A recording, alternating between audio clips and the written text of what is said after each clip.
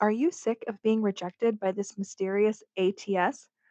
If so, then this video is probably for you. If we haven't met yet, hi, my name is Kim. I am a career advancement expert. I help professionals land higher paying jobs without stress and confusion. As a current big tech recruiter and a talent acquisition professional with over a decade of experience, I can honestly tell you that there has been not one single day of my professional career where I have not spent time in an applicant tracking system. So I am here to show you, job seeker, what this ATS is all about. Let's go ahead and meet this mysterious beast. Are you ready? I hate to break it to you, but there is no mysterious ATS bot. When someone applies to my job, their application gets placed in the same location as all of the other applicants for that same role that I'm trying to fill. And me, Kim, recruiter, will go into my dashboard within the applicant tracking system and I will review those applications with my eyeballs. I look at them as a person. There is no mystical bot that's putting different applications in different places. So, we're going to talk about what is an ATS anyway, and how can you navigate the ATS in the correct way because you will know how it actually works.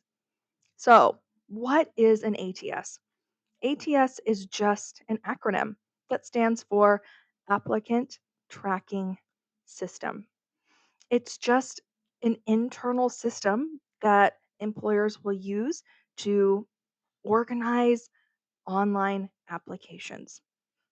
That's really all it is. So, when someone submits an online application for a job, it will be stored in the applicant tracking system.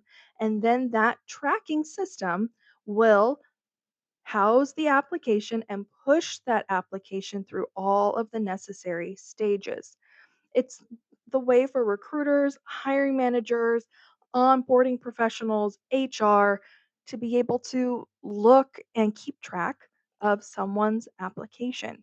So, but Kim, I have been applying for months and months, and I feel like when I apply, I get an immediate rejection notice. Who is managing that? That's a really good question. So, when I build out a job in an applicant tracking system, there are ways that I can build into an application associated with a role what we call knockout questions. Now, these knockout questions, they are aligned usually with the basic qualifications for the role or basic qualifications to work for that employer. For example, if a position requires a bachelor's degree or requires 5 or more years of experience doing a certain skill set, I can put as a knockout question, do you have 5 or more years of experience leading a team? Or do you have a bachelor's degree? But if you, as the candidate, self report that you do not meet that basic qualification, then the system will say this person is not qualified and will boot you out of the system for that specific job.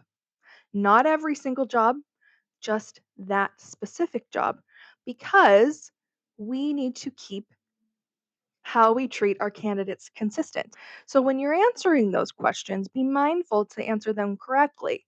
If it says, do you have 5 or more years and you have 6 years, don't say no because it said 5 or more years. Do you see the difference? So be mindful in how you answer those knockout questions. The other thing to keep in mind are the keywords. Now, wait a minute, Kim. You said there was no bot, but why you want keywords is for looking for jobs now and looking for jobs later. And this is what I mean. When you are applying for a job, your resume will be stored in this ATS. So that means if you applied for a job and didn't get an interview, it still stays in the applicant tracking system as an application for that job, but it's also stored in the system as a whole. Most applicant tracking systems, if not all anymore, have a CRM component, which is just short for candidate relationship management. So when a recruiter gets a new job, they can go into the ATS and do a keyword search for candidates who have previously applied. When a new job is assigned to me, before I even get any applicants, I will look into the previous applicants and see, is there anyone who applied a couple months ago that might be interested in this job because it's similar and at the same company? And I will contact them and see, are you still looking?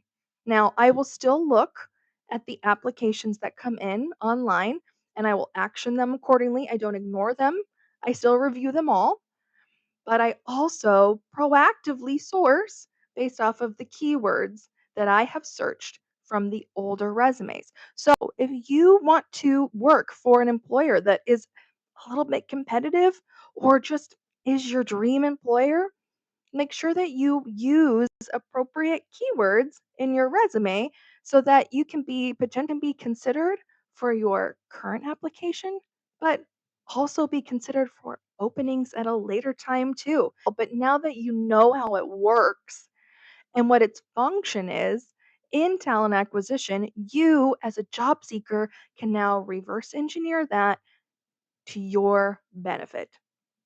Thank you so much for watching my video, and I post twice a week about job search strategies. So please give me a follow, and I'll see you next time. Happy job hunting. Bye bye.